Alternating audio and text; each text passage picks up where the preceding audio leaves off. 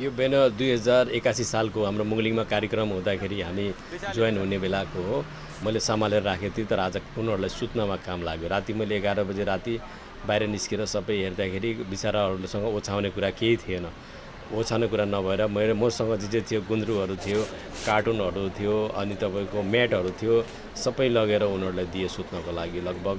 अनि हाम्रो पसलको सटर अगाडि पनि मैले बत्ती बालेर मल्टिप्लग बाहिर राखेर वाइफाई दिएर चार्जको सुविधा गरेर ओछ्यान लगाइदिएछ। जे हामीसँग चादर तकिया सकिया जे थियो सबै लगाएर आफ्नो सटर अगाडि लगभग तपाईँको 12-15 जनालाई यहाँ सुत्नको लागि मैले बेलुका बन्दोबस्त गरिदिएँ।